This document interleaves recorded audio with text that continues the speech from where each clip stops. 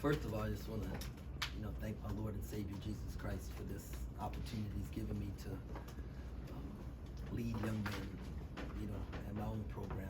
I'm so grateful and honored and humbled for the opportunity. Second, this was not fun, right? It just wasn't. It wasn't fun before, and it wasn't fun after. It was fun during, right? The game of basketball is fun, and watching young men compete and do it at a high level, that's fun. But before and after, and somebody's got to win and lose, and just I won't rabble it, but it's not fun. I love Scott, and I never want to see him lose. Never a good Saturday when Scott loses, or Matt loses, or Grant loses, Paul Mills loses. It's never a good Saturday when that happens. So thankful for the Baylor fans and the welcome. That was really cool. And then it turned out to be one heck of a basketball game, man. So credit to both teams for doing a great job. A little surreal, like being here on the other bench with a different team? It was different, but not uncomfortable. Emotionally, when that video's playing before the game and you're seeing all the great moments from your time at K-State, what kind of is going through, or at Baylor, what's kind of going through your head? That my hair was black. Yeah, I was a young fella, I tried to glance away and not look at it because I knew I'd get emotional. So really try not to pay it. I'll look at it later. Hopefully they'll send it to me. I can look at it. Coach, from the time you started with Marquise to what he is now, how much progress have you seen?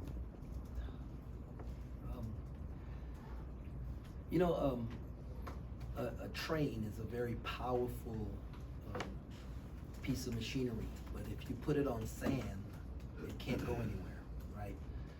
All we've done as a staff is just put some tracks under him, and just so that he can go wherever he wants to within the boundaries of the tracks. And for him to embrace that, right, and say, okay, coach, because some people see those as limitations, but it's not. It allows you to propel your game further by taking some things away and adding some things, helping them to allow to see certain things. And Marquise, by nature, we have these personality things we do, and Marquise by nature is a tiger, right? And the tiger is bigger, stronger, faster than a lion, but the lion's the king of the jungle, right? And we've been helping Marquise learn how to be a lion for parts of the game, and then at the right time, because a tiger will only eat what it kills. And so at the right times in the game, we need him to be a tiger, just go eat and kill. And he's learning when and how to do that, and keeping his teammates involved. And I'm just so proud of him because it's hard work, right? He's worked really, really hard in the off season. And not just in basketball, right? He helped us recruit the team, him and Ish, right? And then, he's constantly in a group text that they don't allow me to be in, talking to the guys about, mental preparation for the game and bringing guys along and helping coach. It makes coaching so much easier when you don't have to coach the ball all the time, and you can coach the other 4 guys out there. And so it's all a credit to him and his hard work. You guys went on the road and won a pair of tough games as underdogs here. What do you think you proved to people who maybe doubted you heading into this stretch? We're not trying to prove doubters, right? We're trying to just continue to believe in ourselves, and we know where we wanted to get to, and we're not there yet, right? So, had we lost this game, it wouldn't change that we've made great strides as a team, and because we won it, it doesn't mean that we don't have room for improvement as a team. And so we're just trying to keep it compartmentalize it. I do know that I don't know when was the last time a team had to play 3 ranked teams in a row and 2 of them on the road. That's a great accomplishment for these young men, but none of that matters if we lay an egg, next game, right? So it's what's the next thing that we have to do, and so we don't pay attention to the outside stuff. Jerome, they were 8 for 25 from 3. Was that a big game plan for you guys to put pressure on those guys out there? Well, we knew they're, arguably the best group of guards in the country and great three-point shooters, and multiple guys, more than 50% of their shots are from the three. And so, we wanted to try and make it as difficult as possible. Some of them, they just missed, like guys missed, and then some of them we were right on them and they made them, and it's a make or miss game. You make them look like a great coach, you miss them, you look like a bad coach, so. Early in the season, Ish wasn't seeing the floor very much.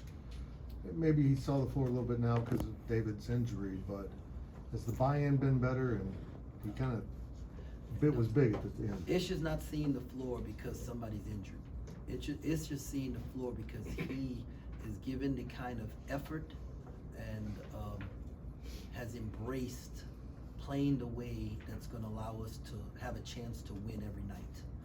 And whether he was making shots or not making shots, his effort level, his attention to detail, is on defense, like just his communication out there, it has improved drastically. But he shows it in practice, right? And because I'm not a dude that, if you don't do it in practice, you're not going to do it in the game. And he has embraced that, and that's why Ish is playing. I think for the second straight game when Naquan picked up the second foul, you sat him. How much of that is that your philosophy, or how much was it without David you needed to keep him in the game? Yeah, Quan has to, Quan hasn't earned our trust yet, in that when he picks up 2 fouls that he won't get the third one, right? And so that's just something we gotta keep working. There's some discipline things that allow him to get fouls that he can clean up, and as we continue to work on it, he's gonna get better at it and stuff. But also when you go into half tied and you say, okay, my man only has 2 fouls, I don't have to worry, like he could play more in the second half, I was okay with that. But I don't believe in fouling a guy out in the first half if I can trust him. Just in general, what do you think has made Marquise and Keontae such a potent scoring duo? They are dudes, right? Like, I think at my press conference I said we're gonna get some dudes, Yeah. right? They are dudes, right? And it's no fairy dust, it's no, sets that we're running. Them dudes are dudes, right? And when it's time to play, they want it. They want it. And so it's, and when you have 2 of them out there, and then you got guys like Ish and Cam and, other guys that are, because defense can't take everything away. And you just need the other guys to help them. And I think we've been able to, and I really hadn't paid attention to the stat sheet, but you got Ish with double figures, right? And then Naquan had 9, so he was close to double figures, and then, so every little thing, but today, everything mattered, right? Everything mattered. If Tyke doesn't get his 2 points, we don't go to overtime, right? So everything that happened out there on the floor mattered. When you were coming off the court after the prior round, the Baylor logo, I saw you embrace with someone from Baylor's bench or personnel for a while. What was that moment like, and who was it, I guess? That was Jared Nunes, and Janu, we worked together for probably 14 or 15 of the 19 years. And, I just love him, and he's allowed, he's helped me, grow as a person and kept me up to date on all the trends, and I feel like I've helped him grow as a man and a husband and a father. So we have a special relationship. Those guys on that bench, man, those are some special dudes down there. So you just hate it that when you have to see somebody in this thing disciplined, hurt. What'd you tell Scott pregame? We didn't really talk much pregame. We did a little thing with King McClure. Last night we got to spend a little time together and just picked each other's brains about, what I could have done better as his assistant, what he could have done better to help prepare me for this position. Just different things, challenges that we're facing. It had nothing to do with basketball. That he wanted to make sure I was exercising. Just things that people who love each other care about. What do you you think boosted the shooting percentages on this road trip? The warm weather? I don't know. I don't know. I just know hard work pays off. And these guys live in the gym and they really work on their craft. You know, and so, you know, I think this is hard work paying off. And then considering he like you said, he has room for improvement on defense, still, how important is Naquan to that side of the floor in what he's been able to do, blocking shots and stuff like that? He's super important. That's we need him on the floor. You know, we need him on the floor. That's why there's some fouls like you're like, hey, that's a good foul. And then there's some that are like, come on, man. You know, and we got to get rid of the come on, man fouls. You know, like, dude, you know, and because we need him on the floor. Anything else for Coach? Have you had a Are chance? you glad this is over, this one? Yeah, I am. Yeah, this, like I said, it wasn't fun. I was in the back crying. My best friends, like a brother, just, you know, lost 3 in a row, and you know, you hate close losses. He always used to say, Tang, it's better to get blown out than to lose a close one, because then it bugs you all night long. He's not gonna sleep tonight, right? And I'm not gonna sleep tonight, you know. But my not sleeping tonight might be, I don't know. Maybe it's I couldn't like celebrate with our guys. Well, you know what I mean. So, but you know what that means is that, and it's like, I don't know. I mean, married in here, but like we were together for 19 years. Like some people don't have, like, hadn't been with their children or their wives for 19 years. You know, and so it's special.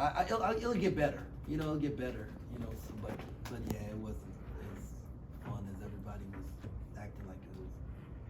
You gonna take him out to eat in Manhattan? I don't know. They don't like. They'll just come up and you know we'll. It's all about what the other person's comfortable with, and he tried to make sure that whatever time we spent together, I was comfortable with it and stuff. And y'all are like, it's not fun. Like the day before the game, I'm not like going out having a great time. Like I'm a bundle of nerves, right? And then all the way up until that horn sound, we start the game, and then all of a sudden the nerves go away, and you can. Right, but until that point, you know, so it's not like we sit around and have some beers and stuff before the ball is tipped. You obviously got a ring tonight. I know you got a few rings here, and one you're obviously more proud of than others, being a national champion. But to get that ring before the game, was that kind of like a good ending point and ready to take on this game and everything that came after getting the ring? I figured they would. You know, I'm sorry to interrupt you. I figured they were gonna give me it was the Big 12 championship ring from last year, and so I mean that's a pretty special thing. It's hard to win a Big 12 championship, man. And so I was thankful for it.